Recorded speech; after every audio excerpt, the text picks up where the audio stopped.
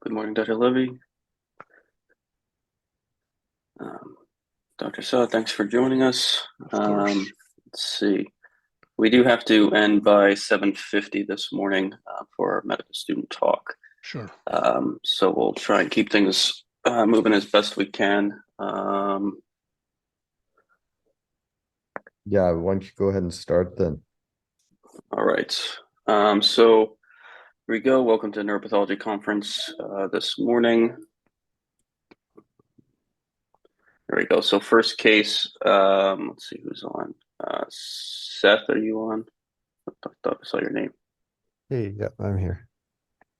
Awesome. So first case here, 29-year-old male, no past medical history, presents with 6 months of progressive right lower extremity weakness, which he was followed by neurology as an outpatient, but they didn't have any imaging at the time. And 2 days acutely of headache and some double vision. And he saw an optometrist and found papilledema. There's his exam there. So he's got, 4 out of 5 for the most part, right lower extremity strength, otherwise, and some decreased sensation. Otherwise intact. Just based on this history, what are your thoughts? Where do you think the lesion, or kind of what do you think might be going on based on his exam, his symptoms? Um,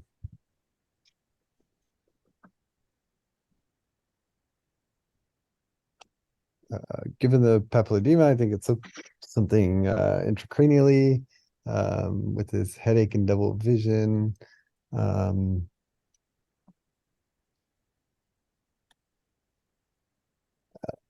And like the right leg weakness, what lesions where it could cause, right lower extremity weakness? like internal capsule, Mm-hmm. motor strip. Yep. Which motor strip? Like we're on the right side, the left side, what exactly are you thinking before we get any imaging? Oh yeah, left side. Yep. Okay. Good. And so what do you want to do now? Get a CT brain. Okay, good. So so here's what the CT shows. And the ER Yeah, calls so you and is freaking out. actual coronal sagittal CT shows a um, large hyperdense mass with a hypodense core, maybe a necrotic core. Mm-hmm. Looks like it could be arising from the dura there, Yep, good. with some mass Okay, effect, and yeah, exactly. So you think this could explain his symptoms, definitely. including the visual symptoms, and papilledema and everything? I think so, yes. Okay. And so what do you want? What's your next Get step? an MRI with and Yep, without. good. So that's here. Same kind of cuts, just describe what you see. Yeah, so contrast enhanced lesion, and I think it does look like it's coming from the dura. It has, I think on the far right image, some vasogenic edema. Mm-hmm. Um,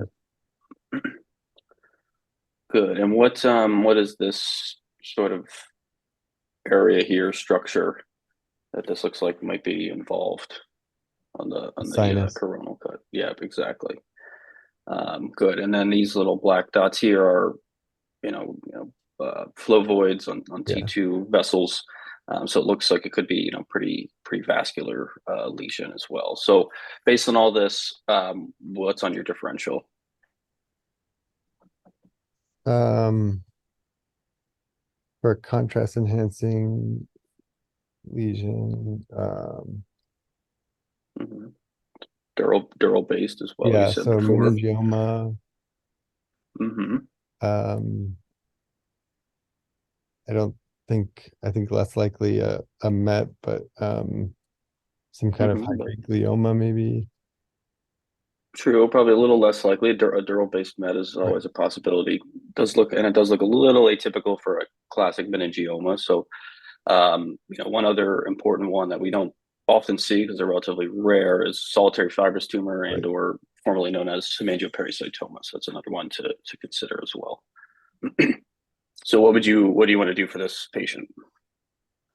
Given his, so we'll get him on some steroids. I think given his, the swelling and papilledema, but ultimately I think he'll likely have to come out.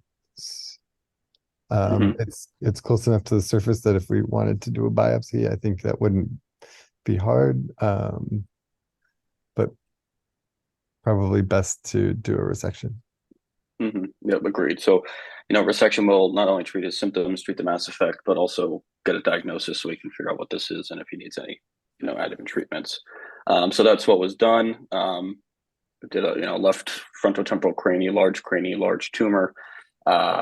And obviously you want to avoid the, getting into the sinus as best you can. Would this be a relatively safe place to ligate the sinus if you had to? This is like, kind of middle of the posterior third. No, I think that would be a risky area to work. Yeah, exactly. But at all costs, avoid that. So that's what was done, and pathology was obtained, and we'll go to Dr. Saad for the pathology. Okay, thank you. I'm gonna. It's okay. It's all right. This is the tumor at low magnification. What you see, the tumor is very cellular and also very vascular.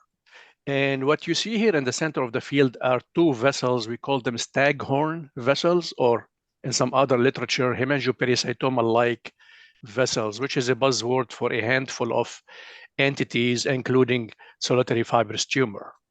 Next slide, please. And in the center of the field here, you have an area of necrosis. This is coagulative necrosis. And around it, you see palisading of tumor cells. Thank you. Yeah, next slide. And here you can see some mitosis. Yeah, thank you. This is one of them. I see 3 here. The maximum number was 4 per 10 high power field. The cutoff is 5. Next slide. And this is STAT6, which is a specific and highly sensitive marker for solitary fibrous tumor. And this is a transcription factor, and therefore it is a nuclear stain. So that confirms the diagnosis. And next slide. And this is a summary of the grading system that we use in solitary fibrous tumor of the central nervous system as opposed to solitary fibrous tumor of soft tissue.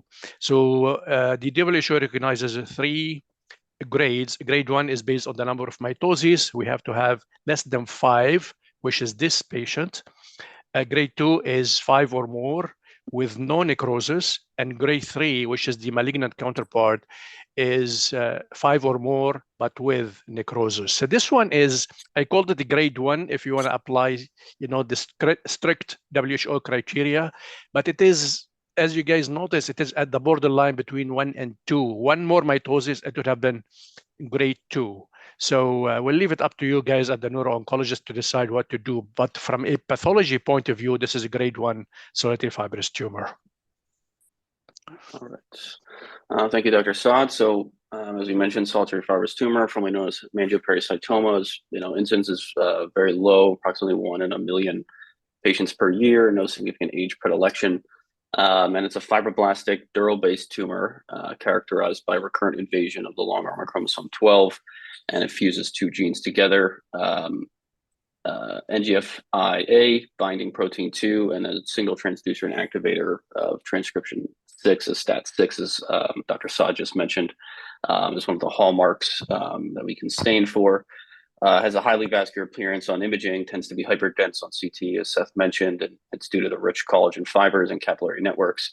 And it's because of that, it's also iso-intense on T1 MRIs, but it does avidly contrast enhance avidly contrast enhance. Histologically, as we just talked about, randomly arranged cells, spindle or ovoid shape, collagenous stroma, and then they're intermixed with blood vessels, and the characteristic staghorn shape is important to recognize. Surgical resection is the mainstay treatment. Obviously, gross total resection when able, And then we just went over the WHO classification as well. It actually should be here 5 mitoses per high power field. And then chemotherapy and other agents can be, reserved for either metastatic or more advanced dedifferentiated subtypes. Combination of a lot, sort of been in the literature. The earlier anthracycline-based agents have been shown to be a little bit less effective than either Temodar or even Avastin, anti-angiogenic agents given it's a vascular lesion. And something I thought was interesting is this newer multi-targeted receptor tyrosine kinase inhibitor is active against VEGF, as well as a couple other growth factors. And there's been some data now to support this in a single institution series, small series of 13 patients as active within solitary fibrous tumor. All right, nice job, Seth. So moving on to the next case. Let's see who else is on here. Aman, are you on? Yeah, I'm here. Awesome. So next case is a 71-year-old female, history of Hashimoto's thyroiditis. Presented initially to an outside emergency room with a week of falls, secondary to feeling off balance, as well as several days of nausea. And the reason she was brought in was she was found down by her family at home, and they brought her to the emergency room. Here's her exam. So oriented to name and year, not exactly place. She's got some periorbital bruising, probably related to her fall. But anything else you'd want to ask based on the history or exam based on her symptoms?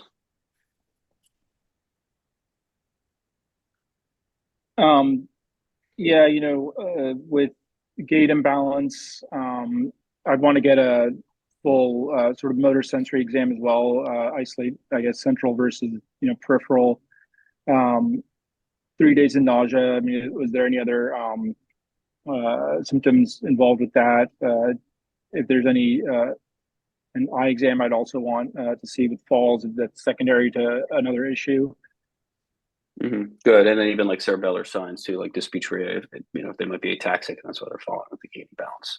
All right. So ED gets a CT scan, and this is what it shows. What do you see here?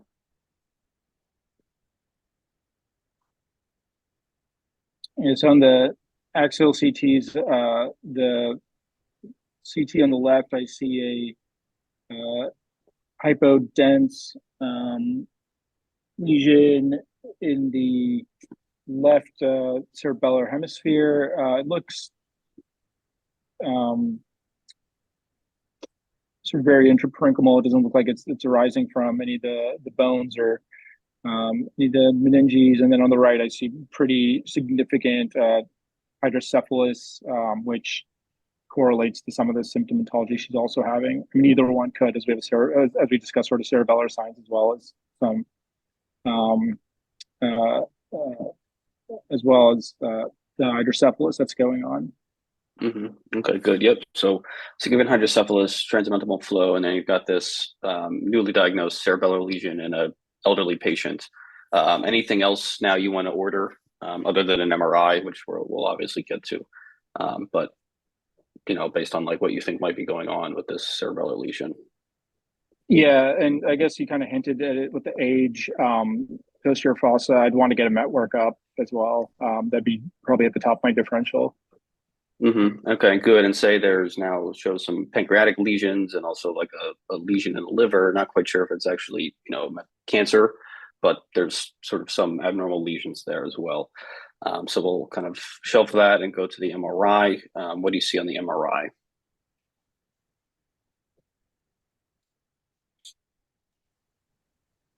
So on the MRI, I see both on the axial and the sagittal, in the posterior fossa, we have enhancing cystic lesion in the left cerebellar hemisphere. I'm not appreciating any other lesions on the scans that I can see. I think part of one of mine's cut. Oh, never mind. It's cut off. So no, let's say there's no other lesions. Yeah. And then again, we're seeing significant hydrocephalus involved in there. On the two What do you, Yeah, I mean, what it's very kind of might be going heterogeneous. on here? Like these kind of black things here in the center, or, what does that look like potentially to you? Vasculature, like a void or, from being arterial flow in there. So vascular lesion, which could still point towards a MET, like a vascular MET, but I think start to expand your differential at that point. Okay, yeah, good. So speaking of differential, putting this together based on imaging, these like kind of odd CT, chest and pelvis findings, what do you think might be going on in terms of your overall differential, and what you think might be more likely than others? I think we still do have to consider a MET, like a vascular MET, considering the workup of the abdomen, pelvis, and age, location. But then also that now the vascular tumors, I think, are on the board. Hemangiomas,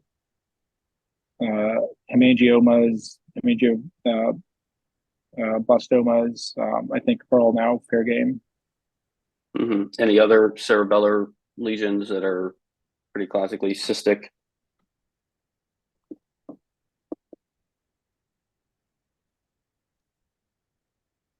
Not necessarily vascular, but Oh, okay. all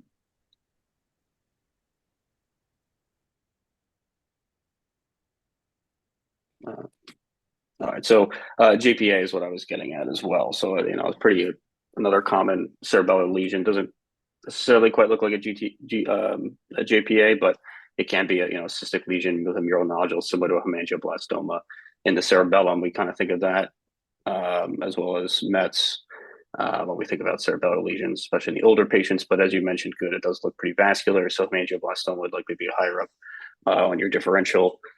Could again be solitary fibrous tumor, very rare, but could be semi-dural base based on this sort of left-sided cut here. And then even less likely glioma, but it could be kind of that heterogeneous enhancement, cystic, but a bit less common in the cerebellum. So what do you want to do next? Yeah. So what would you say? Or we can, yeah. Go ahead. What do you want to do next? I mean, well, initially, the most, I think, and she was alert and oriented. So, the EVD, we needed to take a hydrocephalus, I think, at one point. So either put an EVD. If she's alert and oriented, I think we could probably hold off at this point. But we need to be ready in case we need that as well. I think with a tumor like this, it needs to be resected, even if we think it's a MET due to sort of the effacement of the fourth ventricle at this point. I think you sort of tip your hand, but we could do an angio, both diagnostically to see what we're dealing with, and if we want to go and embolize before taking the lesion out. Okay. Yep. Good. So, you can consider EVD, obviously, depending on what their exam is, either before, at the time of surgery, after surgery, depending on the degree. I think this, especially if you're going to consider embolization, doing an EVD beforehand, just in case you get developing hydro, she's going to be under anesthesia for a long time, is the safer route to go. So that's what we did here. So got a preoperative angiogram, showed it was a highly vascular lesion. And then at the time of surgery, they placed an EVD, then did the embolization. They embolized some distal MMA and SCA feeders, and then did a suboccipital craniotomy, actually kind of a more crossed the, above and below the sinus to really get a large access to the lesion, and then transcortically went through the cerebellum to resect it. And so just looking at the images on the left here show pre and post embolization of some of these SCA feeders at least. But describe the angio on the right. Can you describe what projection is this? What injection are we looking at here for this right image? The image on the right, it's AP. We're looking at a left vert shot. We can see. Okay. Zoom in. And what's this here? Your basilar. Yep. And then these.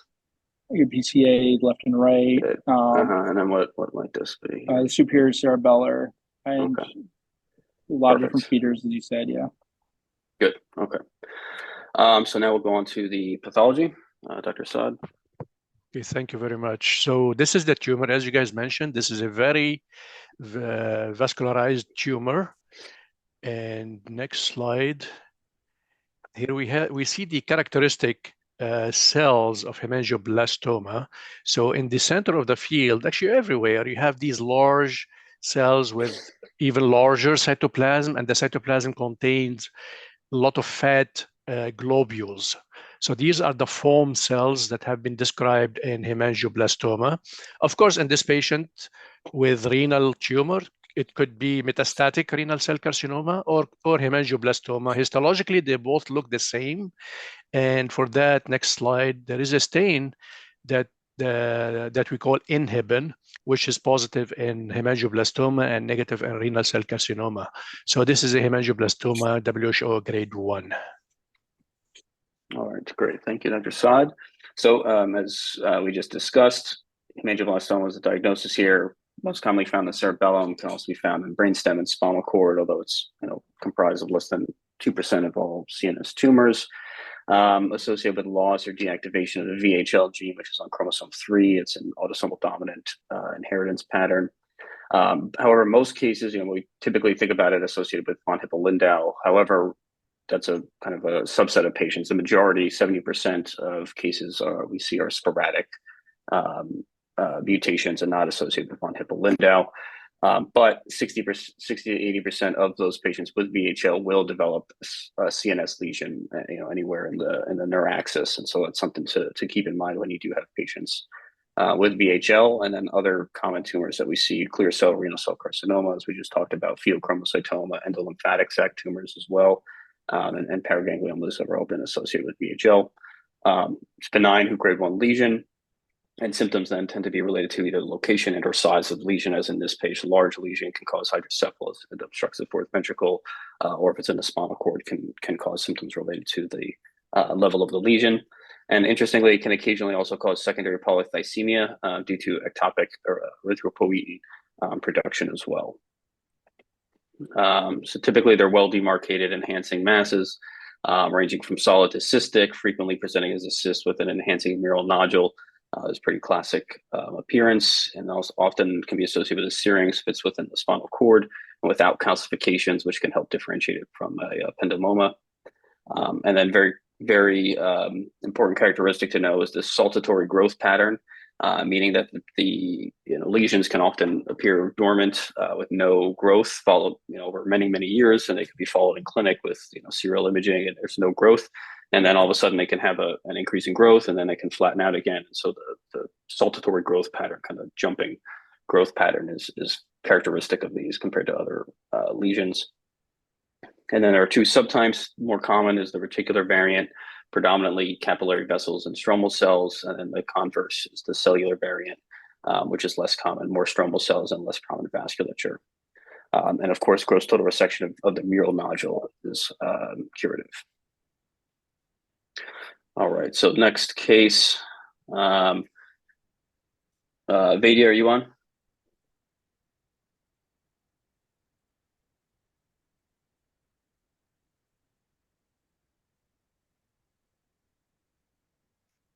If not, let's go to Tyler. Yeah, I'm here.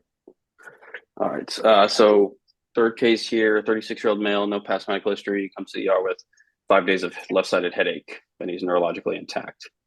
What do you want to do? Yeah, let's start with CT. Okay, good. So describe what you see here. Yeah, so there's like a mixed density lesion in the cella with expansion, some calcifications too.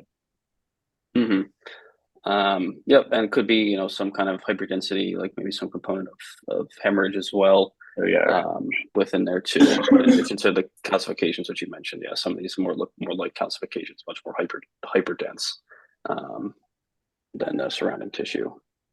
so MRI, yeah. MRI is going to be next. We'll describe what you see on the MRI. Yeah, so this is contrast enhancing expansile lesion, and it looks like it's centered in the cella. There's kind of like a non-contrast enhancing component more posteriorly. It looks like it extends a bit supracellularly, obviously infracellularly. Yeah, I don't know. It's kind of Mhm. my initial thoughts looking at it. Yeah. And then what is this? So these yeah, two- so differential. Oh, sorry. Well, what were you saying? on the left axial image, if you can see my mouse here, there's two Oh, correct. sort of voids So here. it's it's Yeah. like a NOS, like the three. I don't know if you use that for anything. I know it's What- pituitary usually, but yeah. Feel like and a- what segment of the carotid would this be? This would be Where the is this? cavernous, right? Cavernous segment. Yep. Good. And then on here, this T1 image too, it's a little hard to appreciate. We kind of talked about earlier. There might be some kind of acute hyperdensity in here as well. So kind of putting this together, you've got this, large pituitary lesion, might be some, internal hemorrhage, and what might be going on? What would you be most concerned about in this patient? Yeah, the most concern for apoplexy is we want to check the cortisol, make sure pressures are okay. What else would you want to assess on this patient if you're concerned about vision?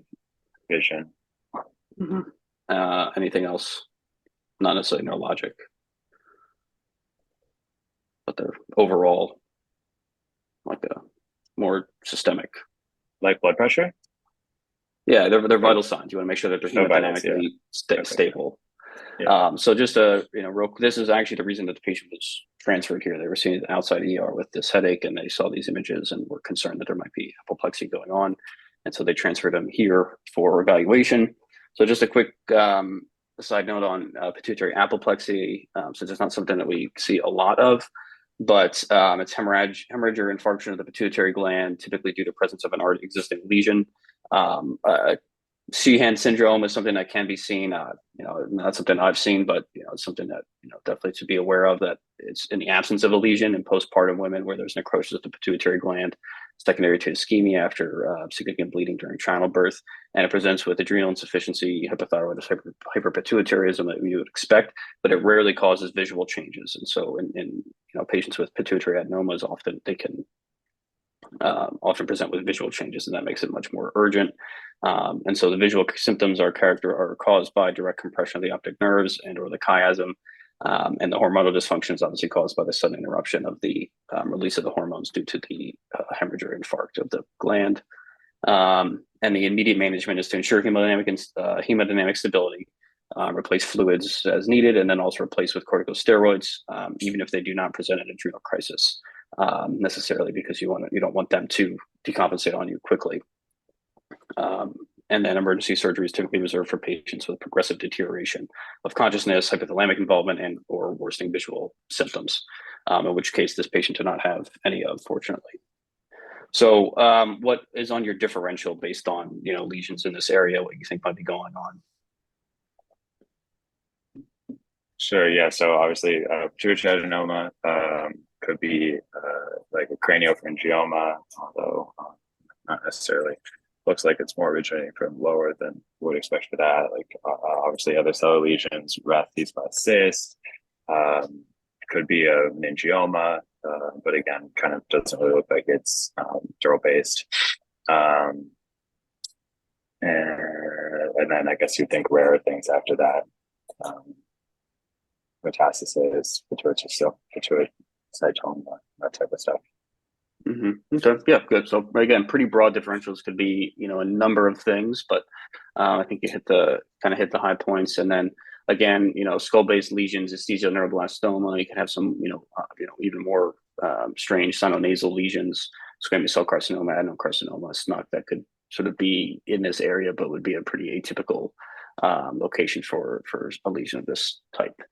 So surgical considerations, resection of pituitary lesion, transfemoidal approach, considering that the most likely diagnosis in this case would be macroadenoma.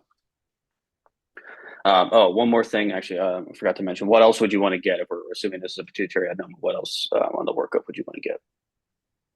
Oh yeah, full pituitary panel. And what would you want to look out for in terms of whether you'd want to take this to surgery or not? I don't know. I mean, if it was apoplexy, you're going to see low cortisol, like really low cortisol levels. If that's what if it wasn't? What if it wasn't apoplexy? What if it just what labs on the pituitary panel would you be most Sure, like interested in. acromegaly, so like IGF-1 levels of acromegaly, Cushing's. I guess if you had the opposite of like low cortisol, if you had elevated cortisol. And anything else that would be important that would point you to maybe just not taking it to surgery and treating it with something else. Or if for obviously for not surgery, prolactin. So say the prolactin is 80 in this patient. Would that change your management? No, 80 is low. Less than less than 100 or 200 is likely like stock effect related, so not prolactinoma. Correct. So less than 200 would be considered stock effect, but it is not. It's above normal in terms of overall prolactin level. So it is elevated, but it's not significantly elevated that we would be concerned about prolactin. Yeah, got it. Good. Okay. So moving on to the pathology, Dr. Saad. Okay, thank you. So this is the tumor at low magnification. Here you see numerous glands in a background that is fibrous, collagenous. We call the background desmoplastic reaction. This is a reaction of the stroma to the infiltrated glands. Next slide. And these are indeed glands because in the gland in the center, you can see the lumen. And that's very important when you do frozen section or when you try to work up a case, because you want to know what stains to order. So this is definitely adenocarcinoma. Next slide. And this has confirmed the epithelial nature of these cells. This is keratin, and it highlights all the glands while the background is negative. Beta-catenin. Beta-catenin is positive when there is nuclear positivity, as in this example. Next case, next slide. I'm sorry. Okay, so this was a sinonasal adenocarcinoma low grade. So very, rare, kind of unusual pathology, especially in this, cellular supercellular location. Of note is also the non-intestinal type. So there's intestinal versus non-intestinal, which we'll kind of get into in a second. But very uncommon. 13% of sinonasal adenocarcinomas are this non-intestinal type. They tend to occur mostly in the ethmoid sinuses, nasal cavity, and maxillary sinuses. So this sort of even beyond the sphenoid sinus, intracranially is very rare. As far as non-intestinal sinonasal adenocarcinoma, the age range is wide. Mean age is kind of variable between 37 to 53 years. And in contrast to the intestinal type, there is no association with environmental exposure. So the intestinal type adenocarcinomas are highly associated with wood dust exposure. And as Dr. Saad mentioned, papillae and glands usually lined by a single layer of uniform columnar or cuboidal cells, only minor cytologic aberrations, and sort of bland, low-grade cytology around uniform nuclei, rare mitoses, given it's a lower grade lesion. And on imaging, they can be heterogeneous in appearance, often have bony destruction on CT due to involvement and growth within the sinuses. Primary treatment, surgical resection, radiotherapy, if it's a higher grade lesion, is also an option, but the disease, especially for the lower grade lesions, tends to be localized, and local recurrences, though, are possible. But overall prognosis is favorable. Metastasis is pretty unusual, and fortunately, the death from the actual disease is relatively rare. So it's kind of an interesting case, interesting location, but something to keep on the differential if you're thinking about it. It doesn't quite look exactly like a pituitary adenoma or behaving as such. I want to keep your differential broad. All right. Last case here. How about lung? Are you on? Hey, Damien, I'm on. Awesome. So 67-year-old male evaluated in clinic, had 2 months of visual obscurations, sleepiness, some occasional confusion, and hyperphagia. Also has a history of diabetes and hypertension. And he's neurologically intact. His visual fields are full. What would you want to do? Yeah, so it sounds like big neurologic symptoms. I would probably just start off with a CT brain. Okay. So this is what it shows. So I see a midline isodense lesion, appears probably originating from like infundibulum, hypothalamic area. I'd follow it up with the MRI with and without. Okay. Yep. Good. So, location here, kind of third. You can see the little sliver, the third ventricle here, kind of above the sella. So this is again in contrast to the last case. This is, even higher up, a little bit more posterior as well. Might be a little bit of kind of hydrocephalus here as well. You can see the ventricles are a little bit plump, but it didn't give you all the cuts to appreciate that as well. So now MRI shows this. Describe a little bit more what you see. Yeah, so sagittal and coronal MRIs with contrast. There's a homogeneously enhancing midline lesion. I think it appears probably intraaxial to me. It's either originating or extending into the infundibulum. It's also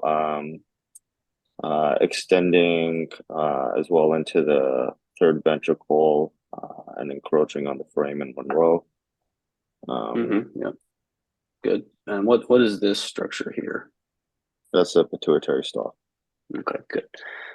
So what do you want to do with this patient? Well, what's your differential, and then what do you want to do? Yeah, so I think differential for lesions in this area are broad. So it could be primary central nervous system tumors like thalamic glioma. Could also be a MET.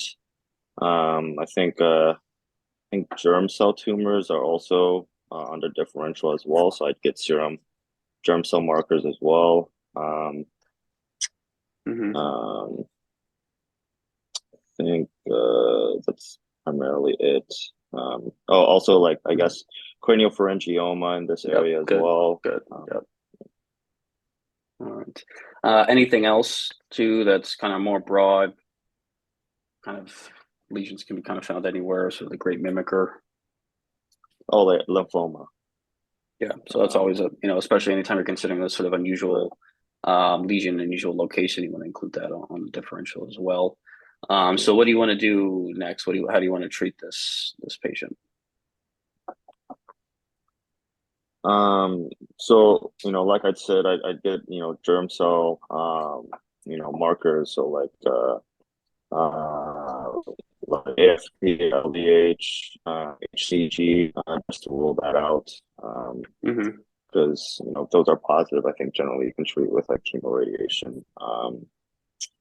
If we're concerned for lymphoma, you could also do a high volume, or I guess potentially do an LP for flow cytometry, but given it's causing hydrocephalus, that may be contraindicated.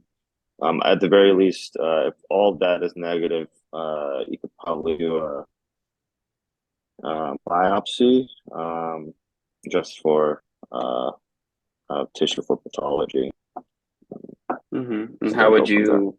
Okay, so say you want to do a biopsy, you're not sure what it is. Lumbar puncture and getting CSF is gonna, this is gonna take forever to come back, and you want to get a diagnosis quickly. And he's also got some hydro. So, what approach would you want to do to take care of get a diagnosis and treat the patient's hydrocephalus?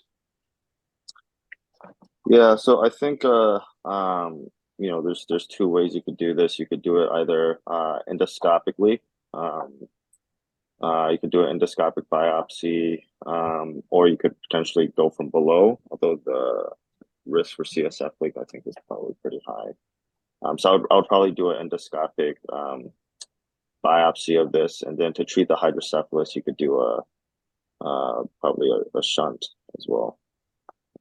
There's no really floor to do a ventriculostomy here, I don't think. Yeah, agreed. It might be difficult to do, ventriculostomy, but what about, are there any other options that are not as invasive as placing a shunt and subjecting him to a permanent shunt for life that could also treat his, might be able to treat the hydrocephalus as well?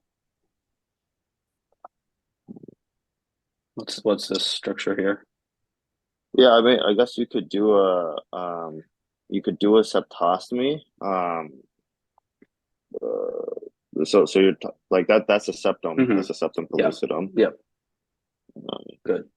So yeah, and so you can come endoscopically. You can also come, sort of transcortical if you think you might want to, try and debulk some of the lesion as well. use sort of a tubular retractor like Vicore system. So that's actually what was done. And as you mentioned, differential, very broad craniopharyngioma could be ependymoma, interventricular meningioma would be pretty rare as well. Metastasis, choroid plexus papilloma, lymphoma is always a possibility, and even hypothalamic glioma would be pretty rare as well. So very broad differential, not exactly sure what it is. Biopsy is kind of likely the best option. So right frontal craniotomy, Vicore assisted interventricular resection of lesion, and a septostomy was done at the time. And they sent some frozen in the case, and it returned with a diagnosis that we'll get into now, Dr. Saad. Okay. Thank you so much. So this is a lymphoma. Diffuse large B-cell lymphoma is one of the lymphomas that can look like carcinoma under the microscope. So here you look at the tumor, and you see it's mitotically very active, and all these like small dot-like structures are apoptosis. So this is a tumor with high cellular turnover. And next slide. And this is higher magnification. You see numerous atypical mitoses, and the tumor cells are really atypical with very large prominent nucleolus. So that's definitely a high-grade tumor. Next slide. This is the smear that we do at the time of the frozen section, and it's based on this that we decide it is lymphoma versus carcinoma. As opposed to carcinoma, lymphoma, since the cells do not have intercellular bridges, they tend to be discohesive, exactly as in this field.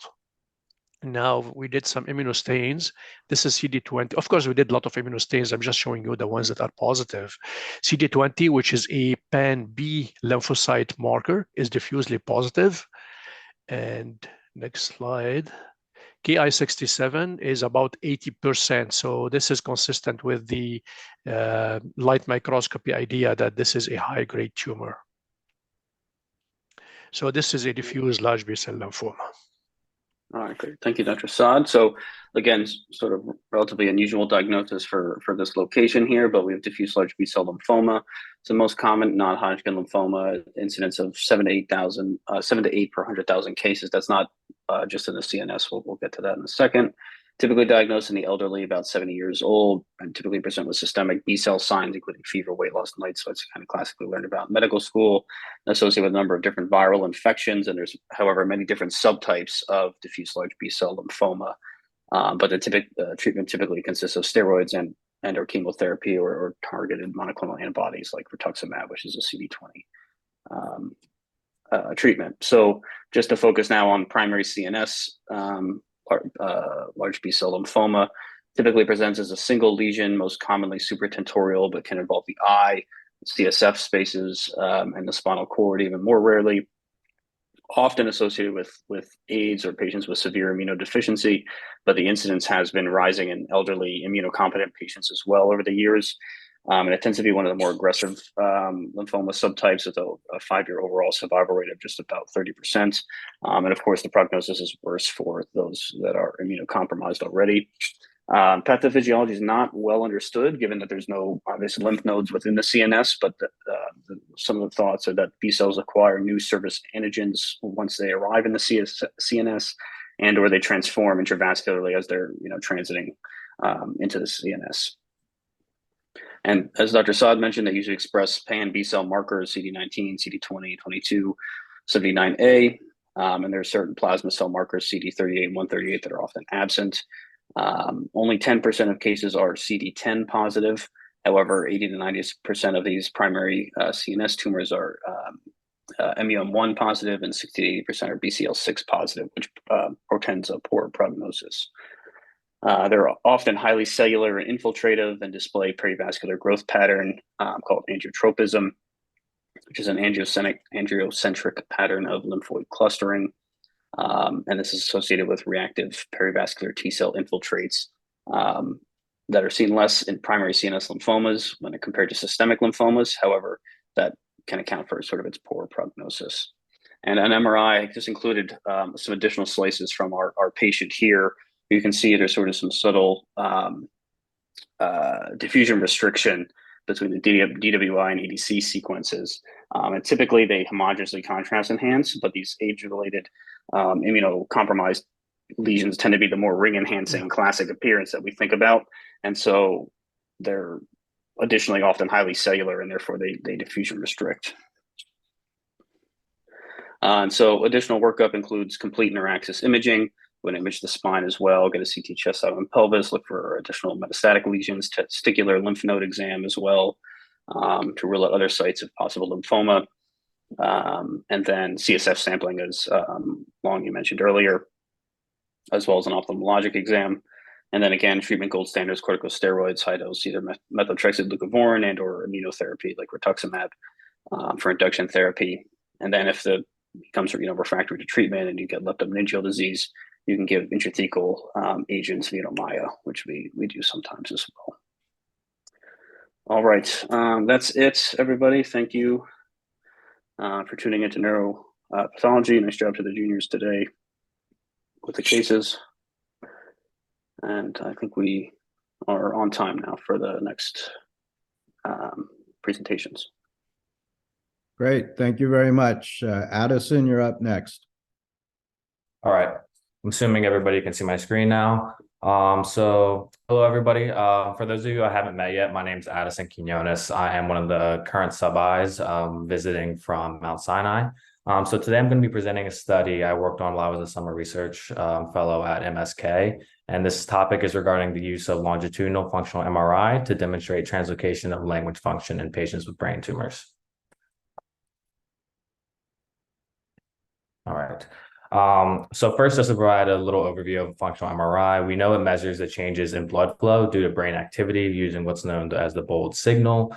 This can be done by scanning a patient while they're receiving stimulating input through visual, auditory, or tactile stimuli. And there are two conditions during these scans. There's the experimental condition versus the control condition. And the experimental condition is when they're receiving input. The control is when they're just resting in the scanner. When you alternate these back and forth, this is what's known as a block design. So in the bottom right figure here, we can see that A is the control and B is the experimental condition, and the Bold response will fluctuate depending on which condition you're using. And then the functional MRI is just used for localization of patient-specific eloquent areas. And some background on this study. So when I mention cortical reorganization or translocation, I'm referring to a shift of neurological function from one area of the brain to another. Specifically, if I say translocation, I'm talking about a contralateral shift from one hemisphere to the other. This reorganization has been shown to occur in different pathologies, including AVMs, strokes, epilepsy, and tumors. And we also know that the majority of people have left language dominance, but up to 15% of individuals can have right language dominance, specifically in those who are left-handed. And some prior studies, some limitations that our study tried to address was that most of these looked at a single time point, so they couldn't really assess how this laterality changed over time. And they also had limited research into the factors that were associated with this translocation. So then moving on to our study design, our objective was to investigate factors which affect translocation of language function to the contralateral hemisphere in patients with brain tumors. This was a retrospective study, and our patient population consisted of those patients diagnosed with a primary brain tumor, and they all had two separate fMRI scans. So they all had an initial diagnosis, a first scan, surgical section, unfortunately followed by tumor recurrence with another repeat scan for further surgical feasibility. And they also all had language tests completed during their fMRIs. So for our fMRI paradigm, we used the block design, which I discussed earlier, which consisted of 8 cycles, 20 seconds of task, followed by 30 seconds of rest. We used a phonemic fluency task. So the patient would be lying in the scanner with a screen above them, and they would be shown a letter, and they would need to mentally generate words that began with that letter. So for example, C, cat. An important point to note is that this was mental generation. We didn't want them to actually speak or mouth the words, because then that would activate the motor face area, which we didn't want to confound any of our activations. Then moving on to our fMRI workflow. So on the left, we see that we start with an anatomical image, and then we overlaid the correlation map after performing the functional MRI. And then we actually had to raise the activation threshold so that we were just selecting for those active areas that we wanted to indicate. And we can see in this figure on the right that we are actually confirming the correct areas, because this activation on the left side is in Broca's area, And we can see this black tracing is the patient's bold response, and the red brackets indicate the experimental condition. So then the bold tracing is correlating with the experimental condition, whereas on the right hemisphere, which we refer to as Broca's area homolog, there's no correlation between the bold tracing and the experimental time series. So for calculating the laterality index, we used this equation. We calculated this for each time point, and the regions of interest included Broca's area on the left and then Broca's area homolog on the right. So in this equation, V equals the number of voxels, A equals the weighted activation of the voxels. So we took that the number of voxels times the activation on the left, and then subtracted the number of voxels times the activation on the right, and divided that by the sum of those two. And the laterality index will range from -1 to +1. And the interval from -1 to -0.2, we would consider a patient to be right dominant. If they lie in between -0.2 to +0.2, this is considered codominant. And then +0.2 to +1, that would be considered left dominant. For our demographics, we had 33 patients, which matched our inclusion criteria with similar numbers of males and females.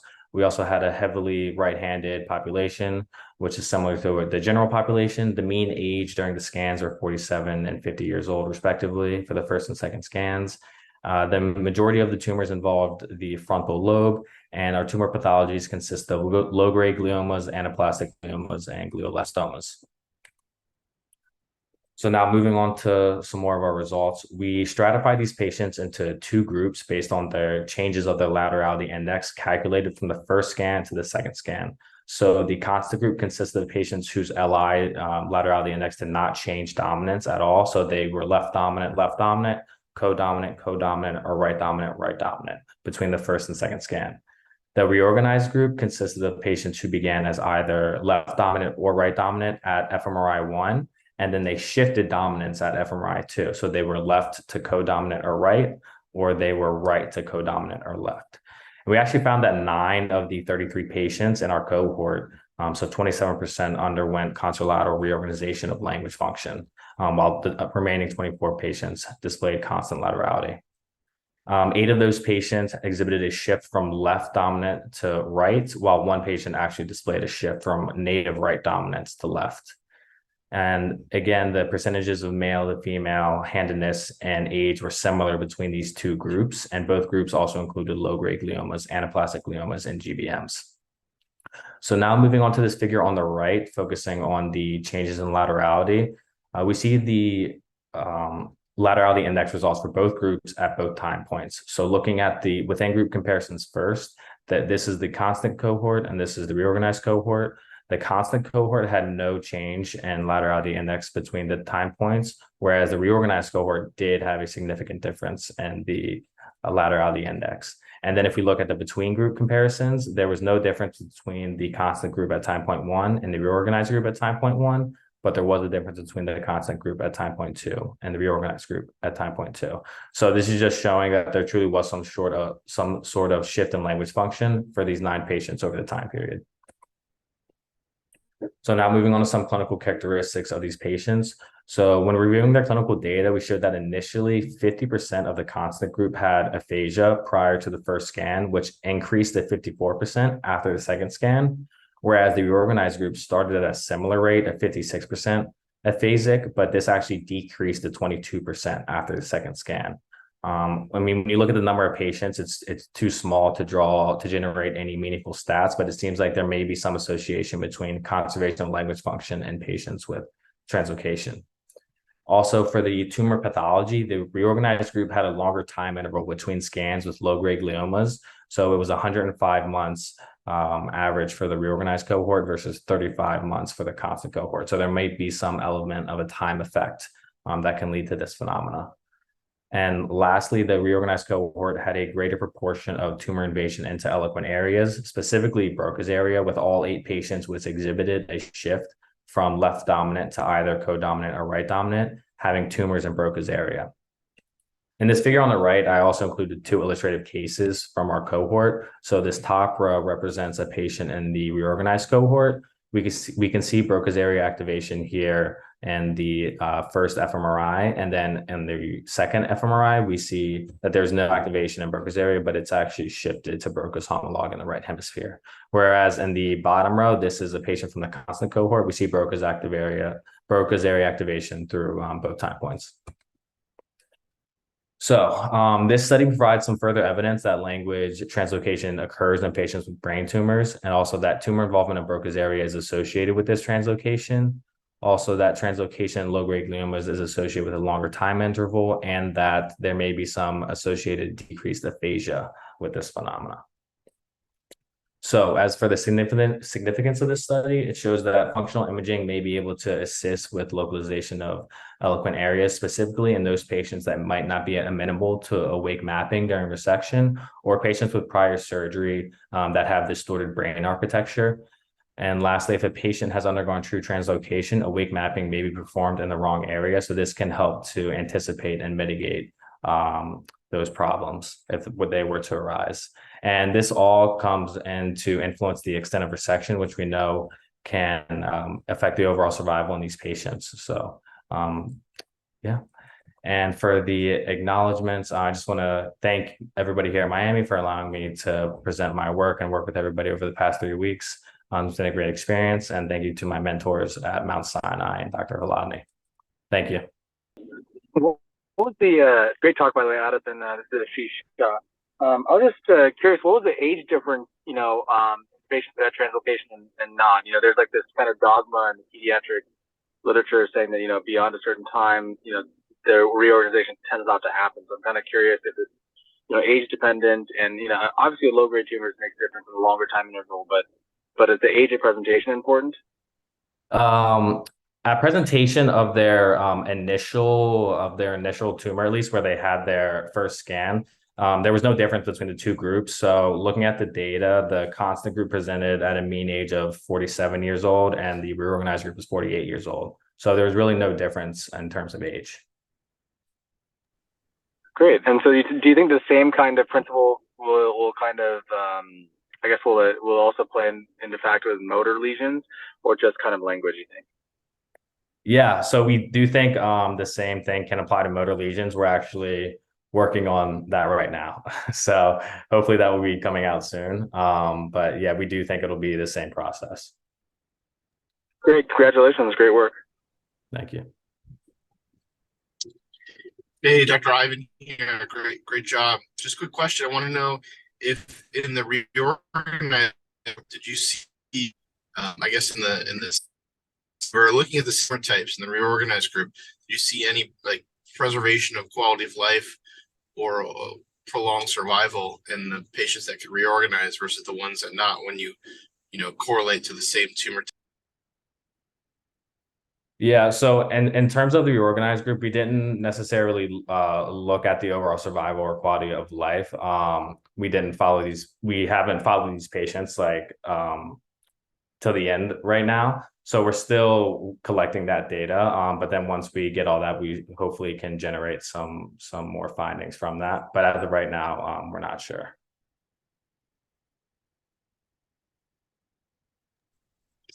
Yeah, definitely something that would be interesting to check. It's unclear if it's just the timeline that kind of does it, or if there's something intuitively to their brain that they can reorganize and adapt to tumors. But great job. Really. Thank you. All right, thank you very much. That was great. We have a guest for our next speaker, Dr. Anisha Durve, and I'll let her introduce herself now. Good morning, everybody. I'm going to try to share my screen. So with a live audience, I always like to get a show of hands of how many people have maybe tried acupuncture before, or with a group of MDs, how many of you have maybe referred patients to acupuncture? So I know I can't see you all, but you're welcome to write in the chat if either of those, if you've experienced acupuncture or if you have referred patients to acupuncture. So I work at the Osher Center for Integrative Health. We're located in the CRB, right next to the Wellness Center. I've been there for a little bit over 1.5 years. practicing acupuncture, really working on getting the startup clinic, making our services available to patients in the community. But a lot of our patients have actually been employees that have come to receive acupuncture. So for my presentation this morning, I'm going to focus a little bit more specifically on neurology and neurological conditions. This just says a little bit about my background. I've worked in a lot of different settings, have been practicing since 2000.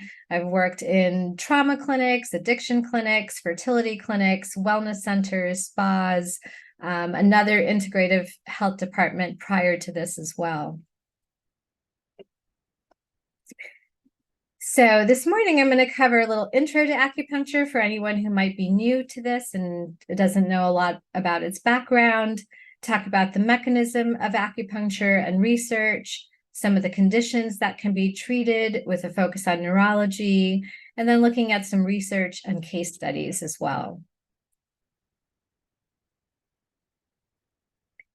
So to start with the history of acupuncture and just add a little humor to our morning, this shows this prehistoric mammoth being hit by these cavemen spears.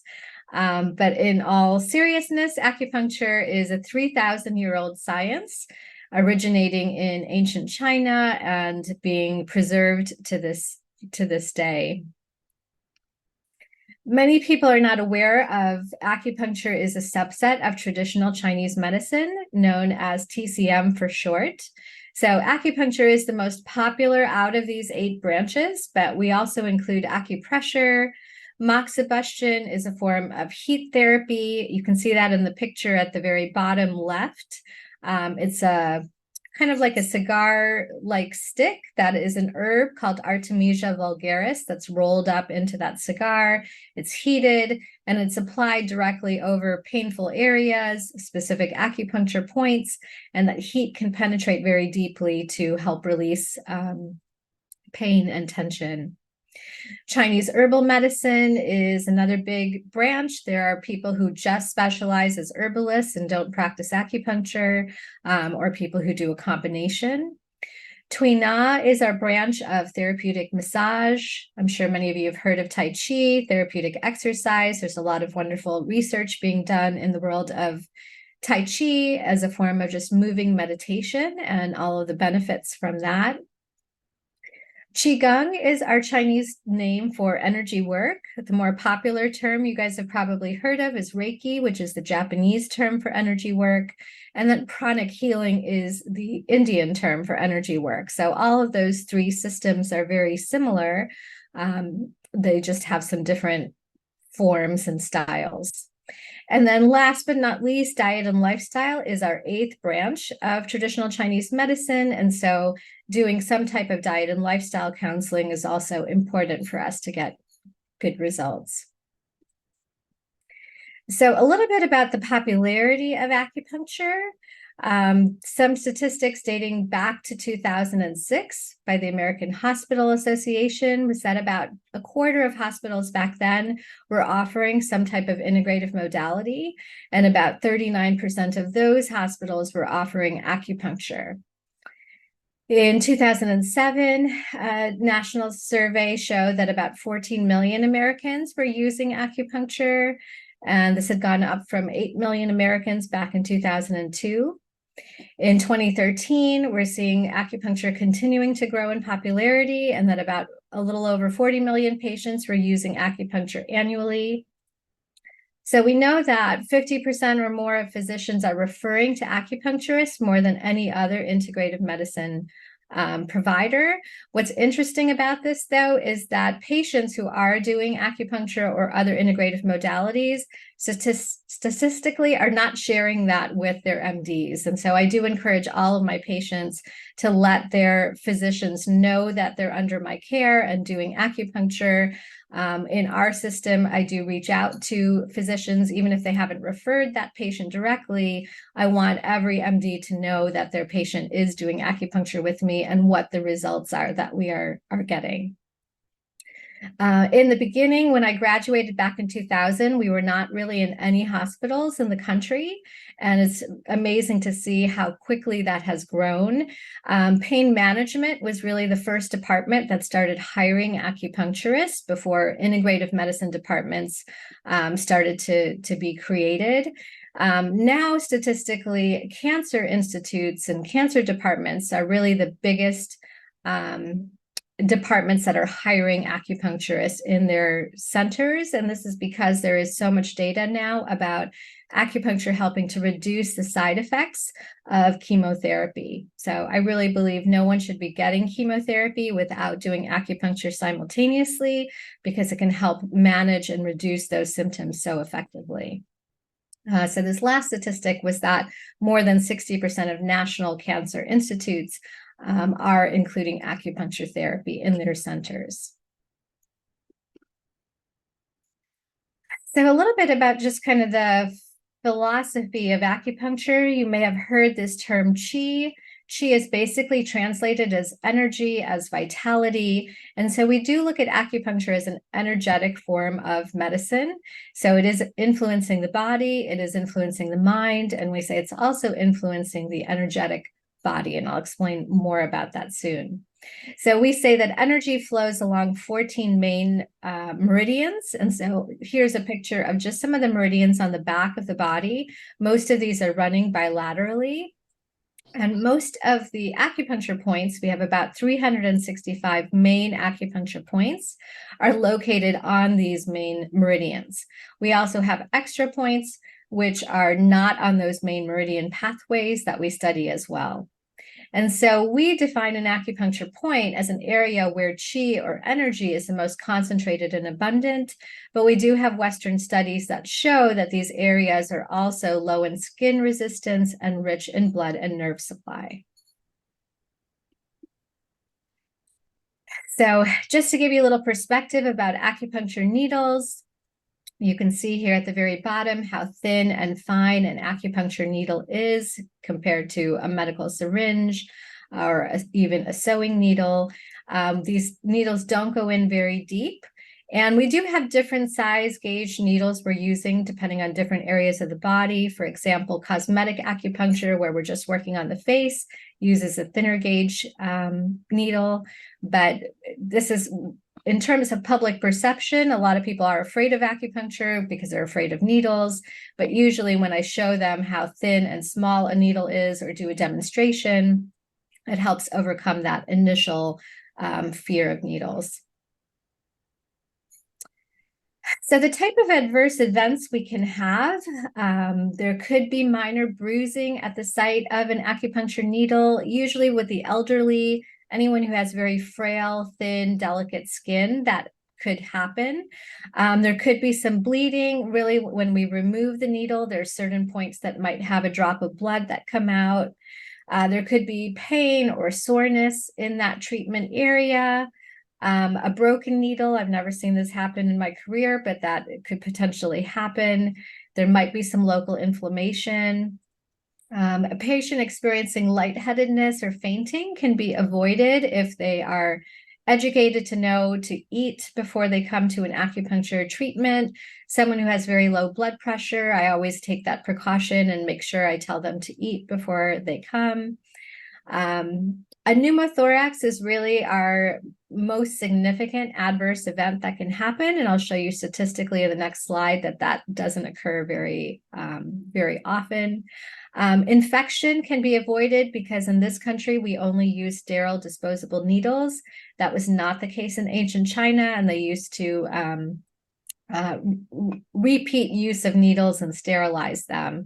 So even when I went to China to work there back in the summer of 2000, I spent a summer living in Beijing, and they were just reusing their needles after sterilizing them there. So we do not do that in our practice in this country. Everything is one-time disposable use needles. So with a pneumothorax, this is something that every properly trained acupuncturist in this country knows. We don't do perpendicular insertions in the chest area or in the upper back area to avoid a pneumothorax. So every acupuncture point location that we study, there are very specific recommendations of the type of needle insertion that can be done in that area. So in this meta-analysis, they looked at over 4 million treatments, and there were 7 pneumothoraxes that occurred in that patient population group of 4.4 million. So not very common. In this country, modern day acupuncture practice, I really have never seen this happen, and it's not very statistically significant. So that was a quick little intro to acupuncture. I'll talk a little bit now about the mechanism and research behind it. So to clarify, there is no specific known mechanism of how acupuncture works. We just have a bunch of different theories and looking at it from different angles. So one concept here is the effect of acupuncture on the nervous system.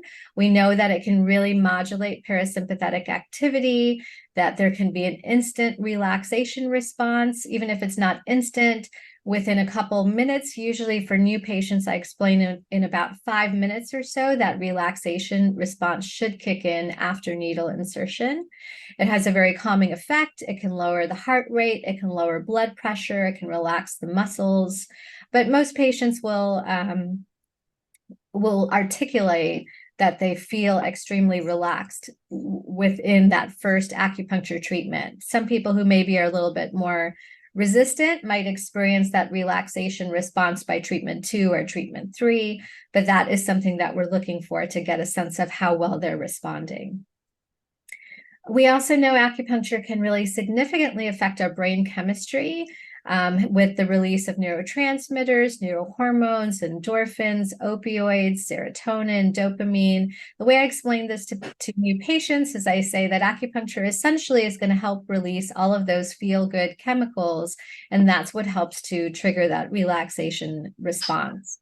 So because of this, we know that acupuncture can have a very strong effect on the mood with decreasing pain and just kind of enhancing that overall sense of well-being.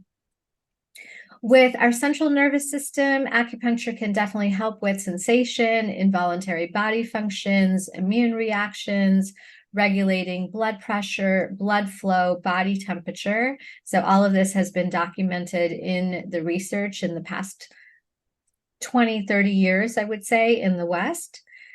Prior to this, there was a lot of research done in acupuncture in China, but not always well-designed studies according to our standards here. So acupuncture can also help with improving circulation. So we can see this just in its ability to help oxygenate tissues, recycle out cortisol, other waste chemicals. It's excellent for athletes because of this effect of improving circulation. So a lot of athletes will do acupuncture prior to a game or a match or an event to just help with that circulation, but also post events to really help with rehabbing injuries or recovering after a marathon, for example, that it will really help improving that circulation.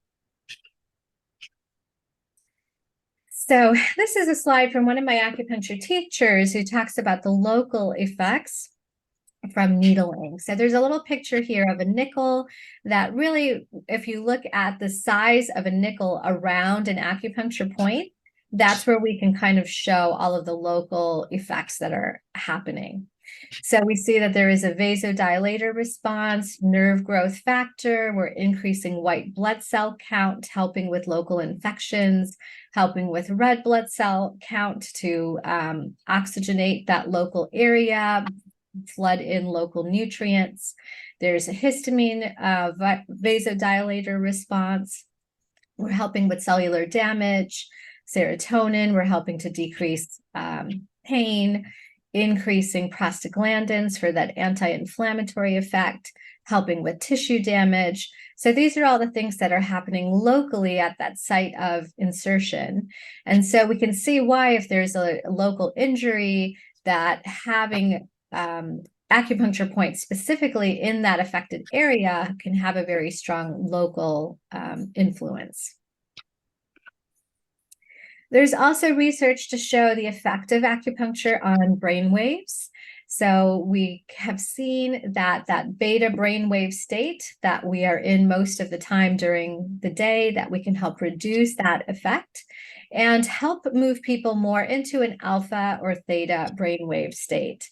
And so a lot of patients will describe that they kind of feel, some patients do fall asleep with acupuncture because they get extremely relaxed, but a lot of patients will sometimes describe being in between a waking and sleeping state, kind of in that in-between dream state where they might have visions, they might have dreams, they might have memories, emotions from the past that resurface.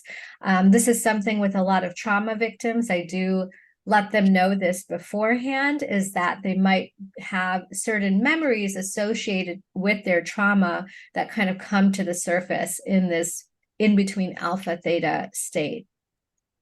And so being able to see patients drop into that state and experience that deep relaxation is also one of the reasons why acupuncture can be so effective. So I will also describe this to patients as sometimes that we are reprogramming their brain, that we're taking sometimes their negative thought patterns that they might be kind of stuck in, and acupuncture kind of gives them a reboot or a refresh to help change some of those stuck repetitive thought patterns as well. Acupuncture can also help with cognitive function. So there's studies showing how it can help with improving memory, mental clarity, concentration, overall cognitive function. We can get a boost in brain power, help to increase our learning capacity. As acupuncture students, we were definitely pre every exam doing a little acupuncture boost with a couple points that would help with brain function, and it really did seem to make a difference. I really felt like I was able to get this intense burst of focus and concentration right after that acupuncture to help me with exams. Acupuncture, and so I do have students who will come to me who have a lot of test taking anxiety, and I'll recommend they do acupuncture before that as well. There is some research to show that acupuncture can help with Alzheimer's, although I want to clarify, late stage Alzheimer's, I don't really feel that we can do much of an effect. I feel really in the early stages, if someone's doing acupuncture, they might be able to help slow down the progression of that disease. Not that we can prevent it or really cure it, but in the early stages that it might be beneficial. But if I see someone later stage Alzheimer's, I'm just very clear and upfront that I don't think acupuncture by itself is really going to do much for them. There is also research that shows that acupuncture helps to lengthen telomeres, same way that meditation can help lengthen telomeres to prevent, to have that anti-aging effect. And that also with cerebral functional imaging has shown that acupuncture can really help increase that cerebral glucose metabolism of the brain and help improve cognitive function that way as well. So that's just kind of a quick overview. I will share some specific research studies that I'll cite in a moment, but that just gives you an overview of some of the different concepts to help explain the mechanism of acupuncture. I don't think any one mechanism by itself is accurate. I think it's really a synthesis of all of those different theories together that we have to come up with to really describe accurately the complete effect of acupuncture. So I'll go into now some of the conditions that can be treated with acupuncture.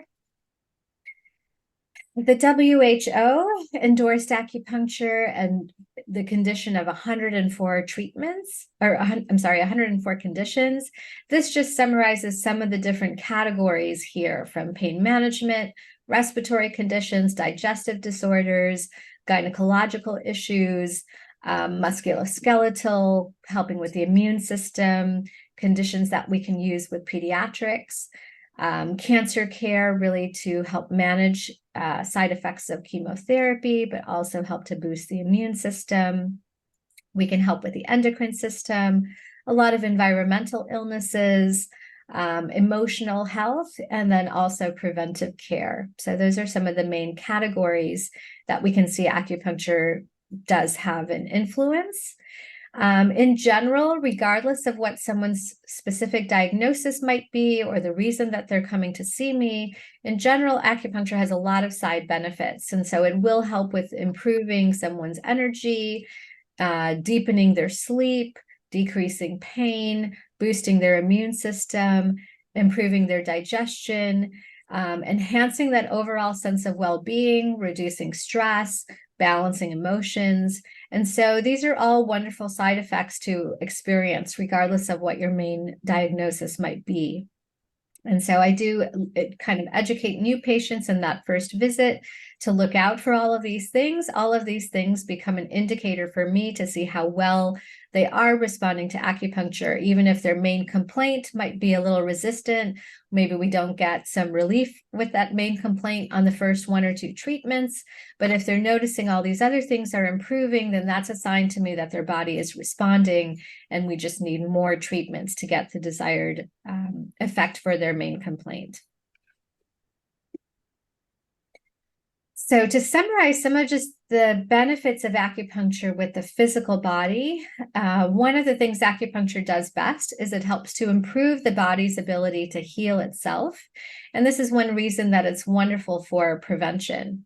So we can see improvement in many symptoms, sometimes resolution completely of symptoms. We can decrease pain and also the emotional component of pain. Of anyone in chronic pain is probably going to be experiencing significant stress or depression or anxiety. We see that patients just have better coping mechanisms, more optimism, more hope with their long-term pain and suffering, enhanced immune function, deeper sleep. I mentioned before about recovering from sports injuries faster. So a lot of elite athletes these days, now that acupuncture is pretty well known, a lot of them will have their own personal acupuncturist that they are using pre and post events. I haven't worked with professional athletes, but I've worked with a lot of high school, college athletes, or, just patients who are training for marathons, and being able to see how much acupuncture speeds up their recovery process. I've had certain patients who are regular golfers who golf every week or play tennis every week. And some of them will say, I notice every time I do acupuncture, it just improves my performance and enhances it so much, so that they'll start to use acupuncture regularly just to help with that. So some of the benefits of acupuncture for the mind, it's really effective at working at just every level, creating balance in body, mind, and spirit, awakening our natural healing intelligence, improving our energy, our focus, our joy. I've had patients say, after years of chronic pain, they come and start acupuncture, and they will say things like, I feel like myself for the first time in 5 years. Or I have this new feeling of well-being that I've never experienced before. So very strong effect to influence our mood, emotions, reduce stress. I mentioned before about trauma. Acupuncture can work wonderfully for PTSD and really helping to release subconscious traumas, repressed emotions.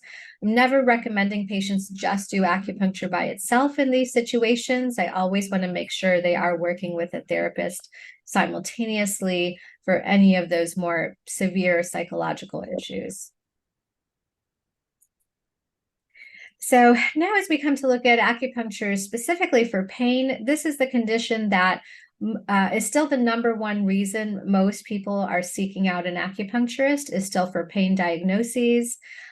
This is still the most well-researched, documented area of acupuncture research, is its effect on pain in many different conditions. And so in Chinese medicine, our definition of pain is, we call it a stagnation of qi, stagnation of energy flow, a stagnation of blood. And the concept is that with acupuncture, we're really helping to move that stuck qi, that stuck energy, move that blockage. And so we can help with treating pain in that sense. So I've broken down pain here into a number of different conditions. We will focus on neurological conditions in just a moment here, but in general, acupuncture is excellent for treating headaches and migraines, Bell's palsy, stroke, Parkinson's, sciatica, trigeminal neuralgia. I'll mention a few case studies with this in a moment. It can also help with inflammatory pain, treating arthritis. Once again, with arthritis, early onset of arthritis, if someone's seeking acupuncture care, they can get pretty good results. In the later stages of arthritis, we might just help to minimize the pain a little bit to make life more comfortable, but our results are not going to be as great in those later stages. Musculoskeletal pain, back pain is still the number one diagnosis for seeking acupuncture. Neck pain is probably second to that, but we can really help with rehabilitating all sorts of joint pain and issues. I love treating rotator cuff because with just one or two treatments, a patient can see this dramatic increase in their range of motion right away, which is very validating for them. Treating muscle sprains, carpal tunnel, fibromyalgia. My own story is I had developed a little bit of tendonitis after writing. I was working on writing a book. I was typing basically 14 hours a day on my computer and definitely affected my wrist and developed some tendonitis there. And then I just treated myself with acupuncture with it. And in about 3 or 4 treatments, it helped resolve that pain. Gynecological pain, I do treat a lot of female clients for PMS, a whole range of PMS symptoms, and usually within about 3 months or so, women are seeing a steady improvement of symptoms from month to month with their cycle. And in about 3 months is my average that most women can be free of all PMS symptoms and all menstrual pain. So if we think about how many women have pelvic pain, intense cramping, really it's not a lot of time to invest in 3 months of acupuncture to help reduce that. Some of the benefits of pain, usually we're seeing a decrease in either the intensity of the pain or the frequency of pain from treatment to treatment. And so one treatment is never going to be enough. Usually the effect of acupuncture is cumulative. So we're seeing improvement treatment by treatment in lowering those that pain threshold. So if somebody comes in, let's say with a migraine, that's 10 out of 10. Within that treatment, in a span of about 30 minutes of needle insertion, we might be able to bring that 10 down halfway to a 5 out of 10, or get it all the way down to a 1 or 0 out of 10, depending on how well somebody responds. But usually headaches and migraines are a wonderful example for anyone who's not a believer in acupuncture to be able to see in that time frame how significantly we can bring those pain levels down. I've also seen patients be able to decrease their dependence on prescription drugs or even over-the-counter pain meds. Someone might be taking Advil every day to manage some pain, and as they start acupuncture, maybe it drops to every other day, then a few times a week, then once a week, until they just have no dependence on that. With our opioid crisis in this country, I think acupuncture would really be such a significant way to curb that opioid dependence if we really started prescribing acupuncture to help with bringing those pain levels down. Acupuncture can also be wonderful in treating addictions. I did work in an addiction clinic in Tampa for a year, and the patients who came to see me in that clinic were actually court mandated to come and do acupuncture 3 times a week. The judge in that district was just a huge believer in acupuncture, and so it was wonderful to see our medicine put into practice in this way. We have a specific protocol called the NADA protocol, which is 5 points in the ear, that there's been significant research done to show how they help with addiction, help with reducing stress, reducing trauma. So the VA, which is now the biggest employer of acupuncturists in this country, officially adopted acupuncture into their clinic setting maybe a decade ago. And the concept of battlefield acupuncture is the same protocol, not a protocol of these 5 points in the ear that have been extensively researched to help with reducing all sorts of addictions. All right, so I'll go into some specific research and case studies on neurological conditions now. And I will save some time at the end for questions as well. So this is a TCM study that was done for non-motor symptoms in Parkinson's disease. I haven't specialized in Parkinson's. I've only seen a handful of Parkinson's patients over the years in my practice, but it's amazing to see someone who's having tremors, and then we insert the needles and they will get relief from their tremors for the entire time that we have needle insertion. So that's pretty amazing to see such a quick, significant change. So in this meta-analysis, they looked at and showed that TCM was effective in helping to improve depression, anxiety, autonomic dysfunction, and the overall quality of life in Parkinson's patients. I'll share with you a patient of mine this year. He's 75 years old. He's been seeing me now for about a decade for not specifically just Parkinson's.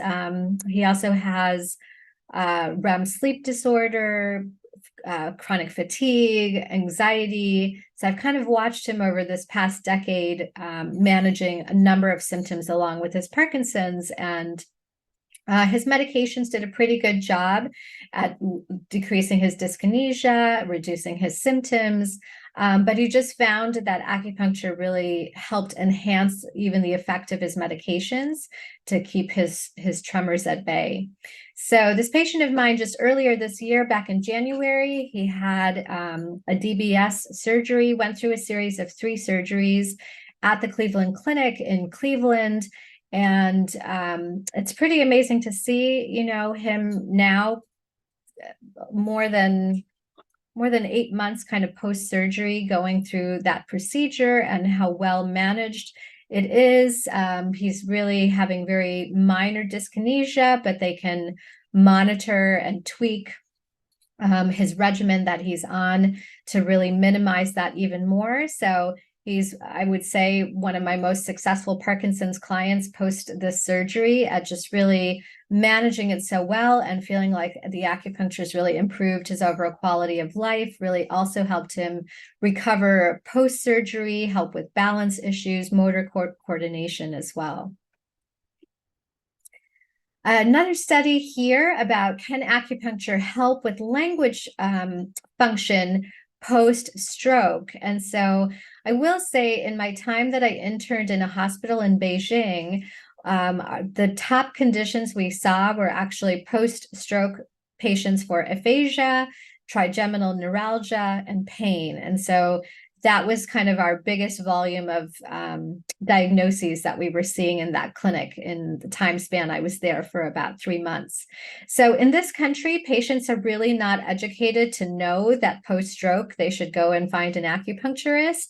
When I see stroke patients in this country, it's usually people coming to me several months after stroke when acupuncture is definitely not going to be as effective. In China, because acupuncture is their mainstream form of medicine, everybody there is educated about coming in post-stroke. And so we will see patients there sometimes 1 or 2 days after a stroke when acupuncture can really be significantly effective and can really help with aphasia. So in this study here, the conclusion is that it can possibly improve in the subacute phase, although more research is needed. But I've seen this firsthand in clinics in China, just how dramatic that result can be. When I've worked with post-stroke patients in this country, because it's several months afterwards, the results are definitely not as dramatic, but they still might be able to improve some of that language function. Trigeminal neuralgia, as I mentioned, this is one of the top diagnoses I was seeing in China, but I wanted to share with you a recent case study of a patient of mine here. She started working with me in the fall of 2021, so it's been about 2 years that she's been under my care. And prior to that, she had been suffering for about 5 years with this diagnosis. She was using Vimpat that was working well to manage the symptoms for the most part, but she would have some severe flare-ups every few months, was hospitalized once for the pain being so severe. So her trigeminal neuralgia presents on the right side of the jaw, kind of spreads into the upper lip area here. It would cause her a lot of facial pain. She couldn't sleep lying down. She had to kind of support herself at night to help reduce the pain. She had to really create a lot of restrictions in her diet. And so in her first treatment, her pain level when she saw me was a 4 out of 10. We reduced it by 50%. She was really surprised. She was not expecting to have any benefit. She was very unsure about acupuncture, definitely not convinced that this was going to work for her. And with that first treatment, that pain relief lasted for about 5 days. So when it came back, it was lesser intensity. So the next week we did her second treatment. After that, she just had mild twinges of pain that were intermittent, but it never got to that point where it was kind of like a baseline 4 out of 10 level of pain. So she did try to experiment with decreasing her Vimpat dosage, and that created a flare up. And so I really told her that if she'd been working with that medication for a long time, and if the decrease in dosage was creating a flare-up, that I wanted her to just stay consistent with that dosage. I am usually not making recommendations to patients who are on any type of medication to increase or decrease the dosage. I'm always referring them back to their MD when we've had any type of significant change, to have the MD decide if they want to decrease the dosage, come off the medication. And I make it very clear to my patients that I'm not going to be monitoring that or making recommendations about that.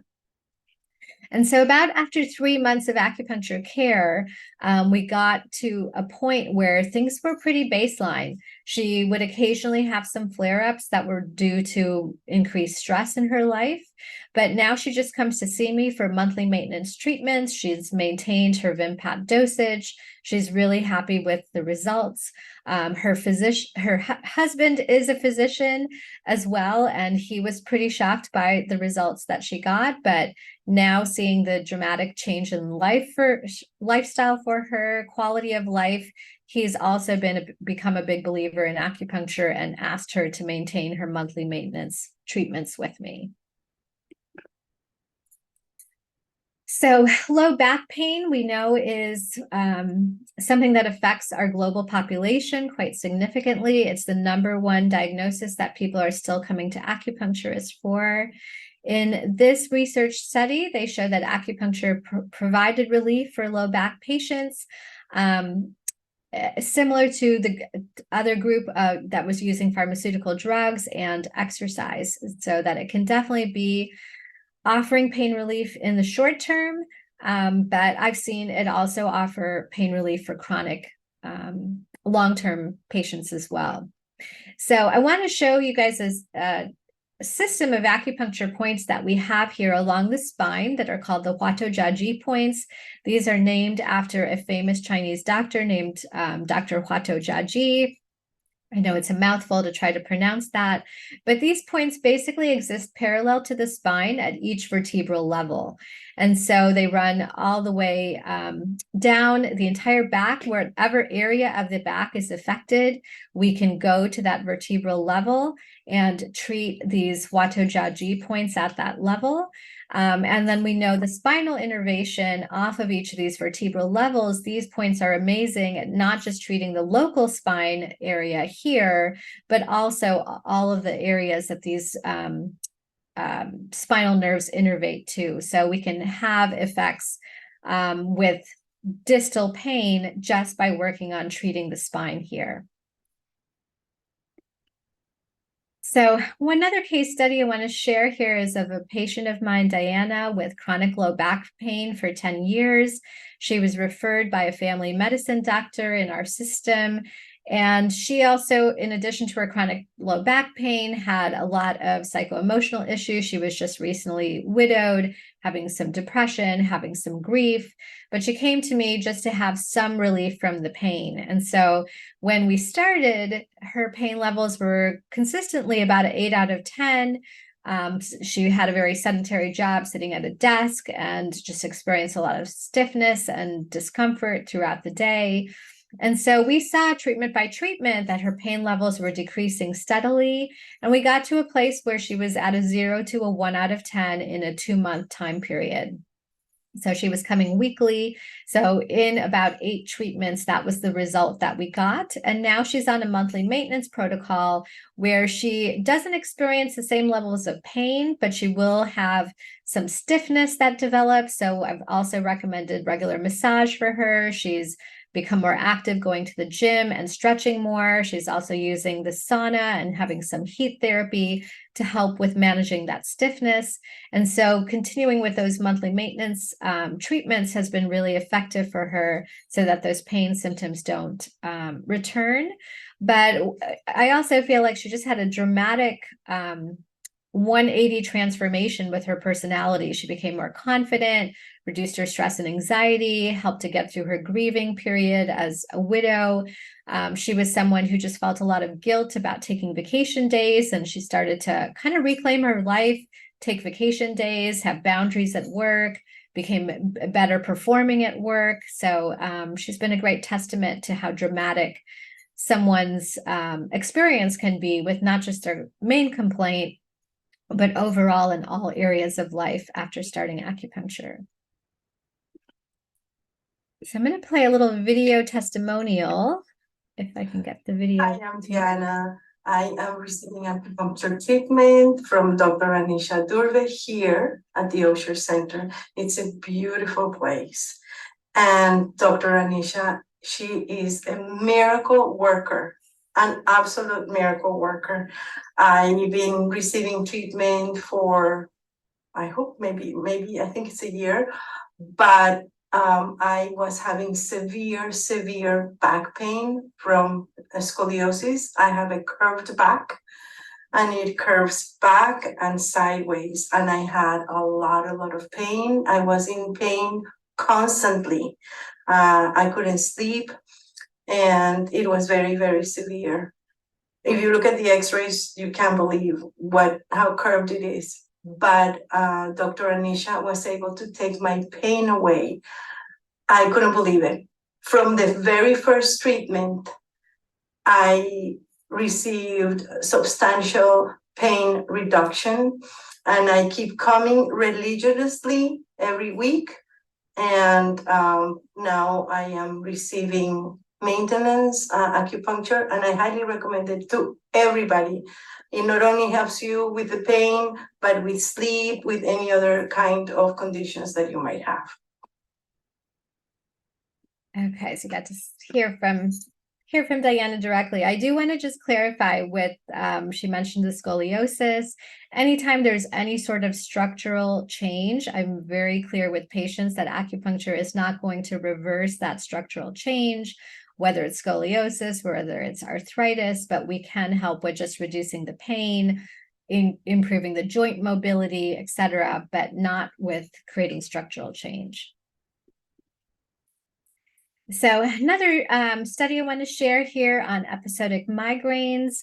I love treating headaches and migraines, and I've specialized in this in my practice for some time, just because you can get that instant validation of seeing a headache or migraine decrease significantly in intensity within just a couple minutes of needle insertion. So in this meta-analysis of 22 trials and over 5,000 acupuncture patients, they looked at a specific protocol of just doing 6 treatments and to see if there would be benefits, and they did see benefits, and that these benefits persisted even 6 months after treatment.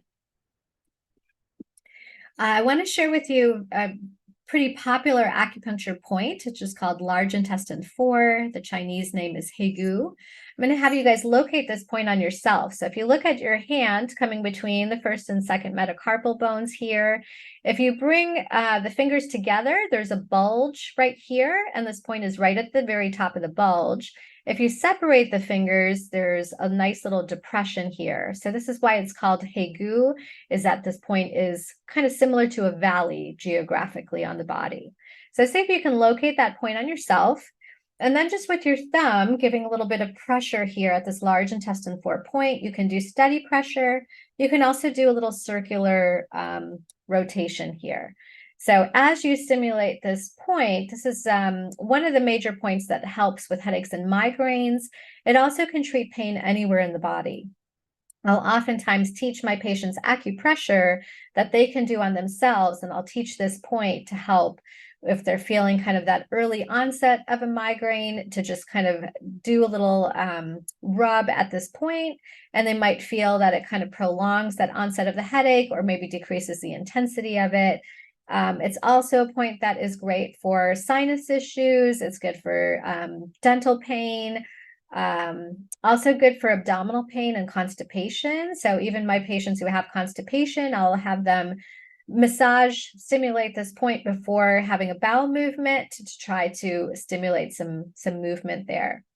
And it is also a point that we use to stimulate labor. So we only have a few points in Chinese medicine that are contraindicated during the time of pregnancy because they are so moving and so stimulating.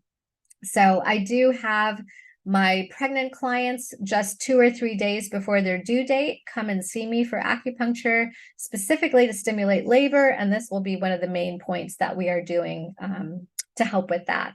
So my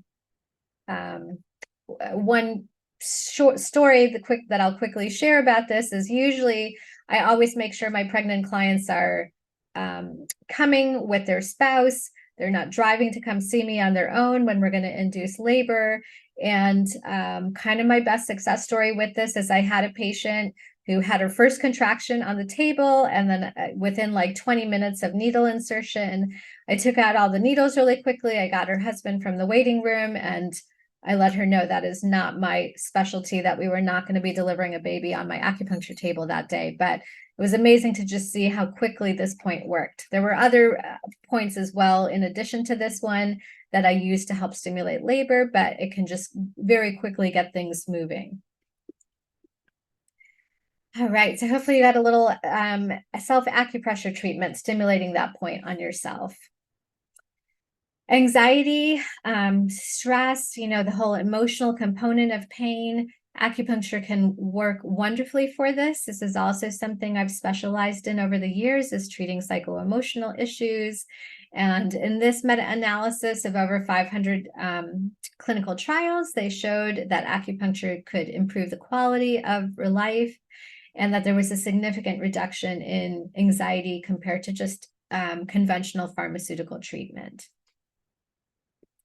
So another case study I want to share here is of my patient Sarah, who did come with severe anxiety, palpitations, a history of panic attacks, ADHD. She was having headaches a few times a week, monthly migraines that started when she was first diagnosed as an epileptic.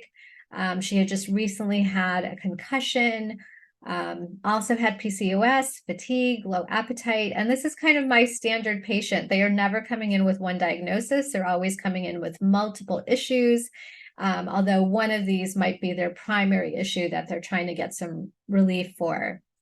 In her case, she came in with her mother. She was just having such severe anxiety. She was really like shaking that first day that I saw her, and wasn't sure that acupuncture was going to help, but her mother was desperate. She just wanted to see her daughter get some relief.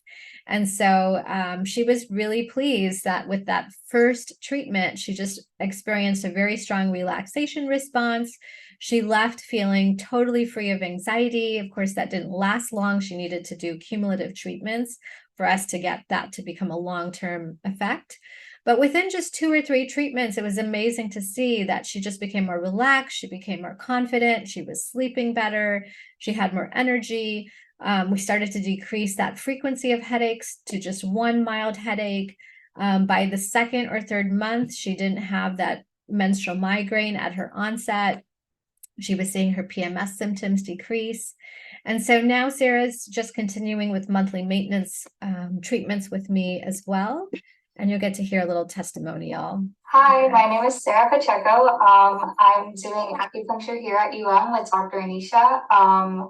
I came because of my stress and anxiety. I've been here for about 3 months.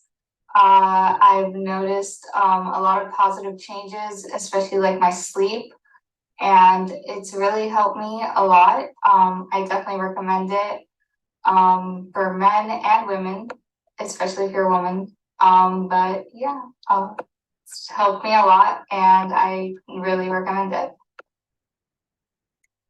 So Sarah would never have been able to film this video when I first started working with her because she was such a ball of nerves, but just to see that change in her personality, that being so dramatic and relief from so many symptoms, it's just been a pleasure to be able to see that. And then I want to finish with just sharing kind of my style of acupuncture is a little different from the typical acupuncturist. I also include meditation, some type of breath work, some type of guided visualization during every acupuncture session. I feel like meditation plays such a big role in quieting the mind, balancing the emotions, reducing stress. And I want to make sure that I'm giving my patients tools in addition to coming and seeing me for acupuncture. I really want to give them tools to help enhance their to develop stress management skills on their own. So we can have great results with acupuncture, but if they go back to their same lifestyle, their same maybe poor time management skills, no meditation practices, then it's just a matter of time where these symptoms are going to rebound and just come back and experience them with potentially more intensity. So I feel like meditation plays a key role in this. And combining it with the acupuncture, I feel like my results are more significant than just acupuncture alone. So every patient, I feel, has to learn meditation skills, whether they're using a meditation app is perfectly okay, watching YouTube meditation videos. But this is a big component of my treatment style and what I'm doing with my patient education time as well. So this is just a little picture here of our clinic. Our new patient visits, we do not accept any insurance in our practice. So our new patient visits are $180 for that initial consult. Really taking that health history, detailed health history takes about an hour. Our follow-up acupuncture visits are $120 for 1 hour. And then we give a 20% discount to all employees off of those prices. In addition, we have a community acupuncture clinic. You can see a picture there in that bottom right-hand corner. This is about 8 patients experiencing acupuncture together.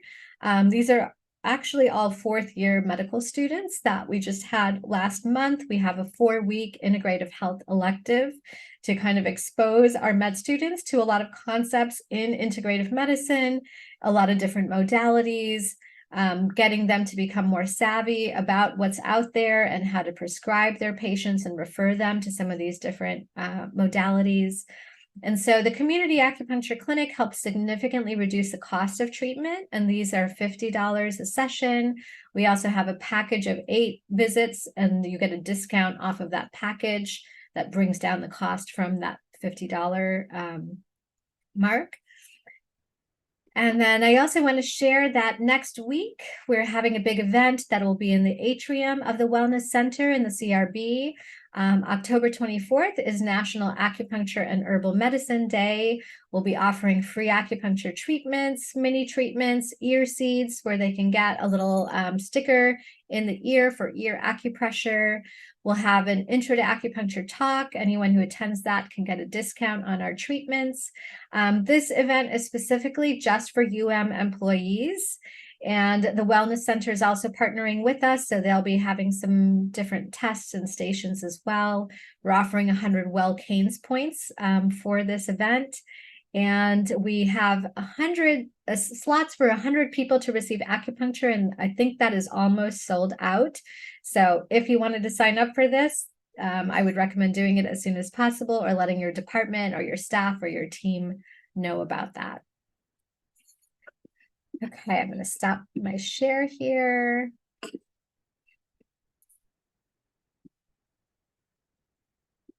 And then just open it up to questions in the last few minutes that we have left. I'd also just like to let you guys know that we do have a 300-hour CME program specifically to train MDs in how to do acupuncture. The course is 200 hours of video and 100 hours live. So that is over 5 weekends, 5 3-day weekends, somewhere between March and October of next year. If anyone's interested in that, please reach out to myself or the department and we can get you information for our 2024 program. All right, any questions? I'm hoping I've convinced some of you to maybe try acupuncture for yourself or to refer some of your patients to our department. All right, if there are no questions, then I thank you all for your time. Pleasure to be here today. Thank you very much. Mhm.